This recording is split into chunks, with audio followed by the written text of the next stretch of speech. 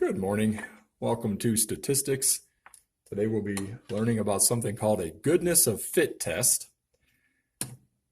A goodness of fit test is similar to tests we've done previously, that is comparing a null hypothesis to an alternative hypothesis. It differs in that it involves data that is not normally distributed unless the degrees of freedom increase. And it involves using a different table, table 8. So we've done table 5, 6, 7. Now we've got table 8, and that's with what's called a chi-square distribution. Now, the problem with table 8 is you don't have a button on the calculator to give you the answers for table 8, so you need, the actual table. The other ones we could use technology or the tables. Now we're just using the table only. We're going to be looking at several tables with data, and I will tell you what tables to copy. That's these kind of tables here, but here's the problem. An economist wants to know if income distribution has changed since the year 2000. He collects data from 1,500 households and compares it to income distribution from the year 2000, shown in this table below. Will his data from today show that income distribution has changed since the year 2000 at the alpha equaling 0.05 level of significance? All right, so in other words, what this shows here is that the percent of Americans making under 15,000 was 7%. The percent of Americans making between 35,000 and 49,999 was 14.3%. Okay, 75 to 999, 15%, etc. Now, the economist's data is listed below. This is what he observed for the present year. Remember, this was just data for the year 2000 on the other one. And notice this time it doesn't have the percents. It's got the actual counts. All right, so he counted up. In other words, he interviewed 15 homes or surveyed 15 homes. And we're going to verify right now that the economist observed 1,500 households. Okay, let me get my pen working here. Going to verify that he observed 1,500 households by adding up all 7 observed counts. Now, note something. This is not a necessary step in the process. I just want you to understand that observed counts are the results of the economist's sampling. So pause the video for a minute, add up all of these. They should make 1,500. If they don't, email me. Okay, welcome back. Again, let me explain if you're a little bit lost. He observed 150 homes that were making between 25,000 and 34,900. He observed 202 homes that were making between 75,000 and 99,900. Now, write this down for your notes, so pause the video. Okay, so what we're looking at is income distribution is the same today as it is in 2000. Versus it being different from what it was in 2000, and a level of significance 0.05. Now, this is the table I want you to create, okay? It's the same one that we saw a minute ago. Let me scroll back here real quick. It's the same as this one here. I just added a third table, okay? Or third column. The third column is expected counts. Now, before I explain that, pause the video and copy this table. You're going to need it. Okay, welcome back. And did you hopefully title it Household Income, the present year, because this is what he's observing now. Now, copy this down as well. This is step 1 in the process. Pause the video. Okay, don't let this formula confuse you. Okay, we're going to explain it here on the next slide here. Go back to the 2000 data. Again, don't worry about copying this table, but just check this out for a minute. You don't need to copy this table, just observe. It shows the percent of each income category. We use these percentages to determine the expected counts for the present year table. All right, here's the present year table. Here's the expected counts. We use these percentages from 2000 to calculate those expected counts. And how do we do that? Well, let's see. Here's the data you need to compute. Here's the data you need to compute each expected count. Use this information to complete your table. You're not copying this new table. Don't worry about copying all of this. Just check this out for a minute. All you're using is the expected counts from this. Round to the nearest tenth, and the first one's been done for you. Now, I'll run through a couple more with you because I know it's a little confusing seeing this without having a teacher in the class. But the idea is this. In the year 2000, 7% were making under $15,000. So if he observes 1,500 today, he would expect that 7% of 1,500 would be earning less than 15,000 now, all right, or in present time. So let's put in 0.07 in our calculator and times it by 1,500, and you should get 105. So when it says expected counts here, this is expected counts for the present time, okay, for present time. And you can see the formula right there. See, the expected counts are your sample size times the probability, or the proportion, I should say, okay?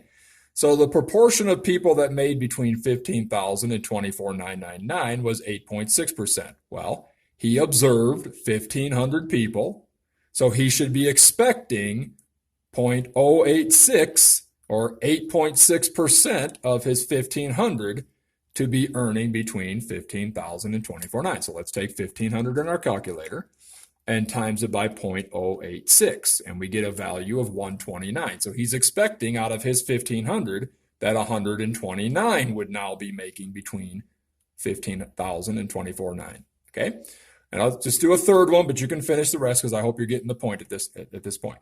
Again, in 2000, 9.3%, okay, made between 25,000 and 34,999. So now he, in the present year, he's observed 1,500, or he's sampled 1,500. He would expect that 9.3% of his 1,500,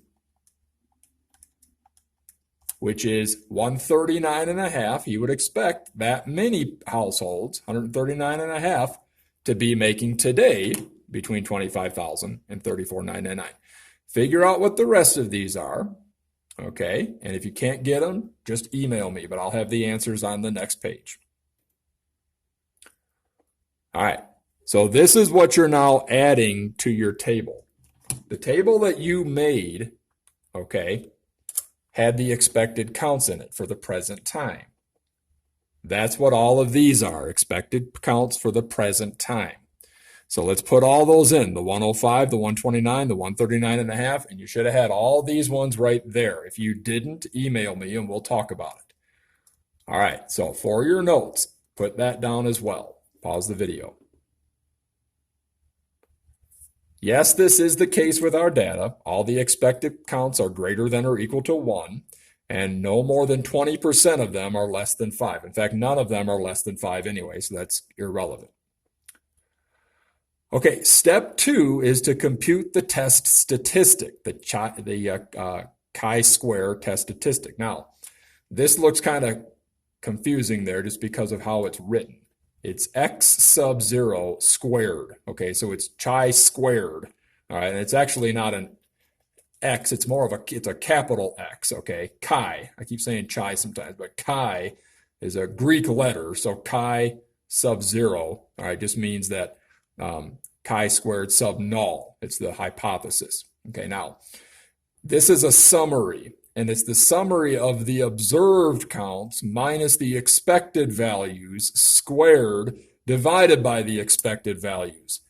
Okay, this is a summation. We sum the squared difference of each observed count and each expected count divided by the expected count. Okay, we'll do the first one by hand, then we'll default to technology. All right, now, here's what it's saying. All right, it's saying this. Here's the observed count of 130. 130 minus the expected count of 105 raised to the second power divided by the expected count of 105. Now added to, because remember, this was a summation. All right, you're adding all those up. Added to the next observed count, 137, minus the expected count of 129, squared, all divided by the expected count. And you keep doing that until you get to the last one, which I have right here, the 383, minus the 391.5 squared divided by 391.5. You can see that it's going to take a long time. So that's why we're just going to default to technology. The answer should be 10.105. So if you want to write that down, x sub 0 squared, I should say chi sub 0 squared. Your, what do we say over here? Your test statistic, okay, is 10.105. What do we do with that? Similar to what we've already been doing. Step 3, copy this down. Okay, welcome back. If you go to table 8 to determine the critical value, okay, here's table 8. We had seven values, income categories, all right? So -1 makes 6. So degrees of freedom is 6. And what are we looking for? We're looking for alpha 0.05. So point up at the top, there's 0.05. So take your finger, run it with 6 and 0.05, run those together, and you should see 12.592. Like I said, the calculator doesn't have a quick button for finding it like it did for the other tables. All right, so we've got our critical value now equal to 12.592. What does all that look like? Well, you've seen this before. It looks like something like this now. Now notice I don't have a normal distribution because the goodness of fit test is for when the data is not normally distributed. But there's my test statistic, 10.105. And where would 12 be? 12.592 would be to the left of that. Okay, so what is that telling us? Well, let's see. If I can get this to go away here. Come on. Okay, so for your notes, copy that down. Pause the video. All right, the chi-square null is to the left of the chi-square critical value, okay? It's not in the critical region. It's this way to it. What does that say? We do not reject the null hypothesis. Sufficient evidence does not exist to conclude that at the alpha equaling 0.05 level of significance, that the distribution of income today is any different than it was in the year 2000. Remember, we reject them when your test statistic shows up in the critical region, okay? So income distribution is about the same today as it was in 2000. Using technology, first of all, clear all memory. Clear all memory. Okay. Second, go to Stat, Edit, Enter, and you're going to bring up List 1 and List 2. All right, so if your calculator's cleared by now, go to Stat, Edit, Enter. List 1 is the observed counts. List 2 is the expected counts. If you wrote them down like I asked you to, you'll have them right there to look at. But if you didn't, I'm going to take you to the page, okay? So here we go. They were all right here in this table, okay? This is List 1, observed counts right there. This is List 2, expected counts. Pause the video and put those into List 1 and List 2. Okay, welcome back. Now, the next step we do once we have List 1 and List 2, observed and expected, is we go to Stats, or the word, Stat, and then we scroll over to Tests, and we scroll down to D. So you've got 1, 2, 3, 4, 5, 6, 7, all the way down to 9, 10, and then A, B, C, D. And D, you'll see chi-squared, goodness of fit, okay, GOF test. Highlight that, press Enter, and then it should say automatically L1 and L2 are the observed and expected. If you changed them for whatever reason, you'd have to change that. But, if you put the observed in as L1 and the expected in as L2, that's coming up automatically. If not, put that in there. L1, L2 for observed and expected. Now, degrees of freedom is going to be 6 because we had 7 categories, 7 income categories. And you go one less. So highlight, calculate, press Enter. Now look at that page. Do you see your chi-square value of 10.105? Remember when we were doing that all crazy formula by hand and I said, we're not even going to do it because I just want you to see how it works. We got 10.105. Okay, no, that's your test statistic, 10.105. Now, it also has a p-value of 12.1203. Remember what the p-value does for it. This means that if our null hypothesis were true, that is, if income distribution has not changed since 2000, we would expect about 12 out of every 100 samples of size 7 to be about the same as the one the economist obtained. His results then were not unusual, so we don't reject the null hypothesis. Remember, you would reject it if it would be less than your alpha value. This is 0.12 greater than 0.05, so we do not reject the null hypothesis. Okay, now, evidence can never prove a null hypothesis to be true. We are not saying that the distribution of income since 2000 has not changed. We are only saying that we didn't have enough evidence to conclude that income distributions have changed significantly. By the way, back to this right here. We got that 10.105. You still have to know what the value is, okay? What the what your chi-square critical value is going to be when you look at table 8. So again, 6 with 0.05, your critical value is 12.592. So again, even though you got technology, you still got to be thinking about 12.592 is right there. If my test statistic shows up in that region, which it doesn't because 10 is going to be in front of that, then I would reject the null hypothesis. We didn't reject it because it doesn't show up in the critical region. All right. Now, pause the video and read this. This is just one for you to try on your own. Okay. Secondly, the null hypothesis is that babies are born equally on each day of the week. The expected counts, so we're expecting, in other words, 500 divided by 7, okay, for each day. So in other words, this would be your list 1, 46 all the way down to 53. But your list 2, each of them would be 500 divided by 7, okay? Everyone, because you're expecting that, well, there's a good enough chance for any day of the week to come up. That's what we would be expecting. So put that in for list 2.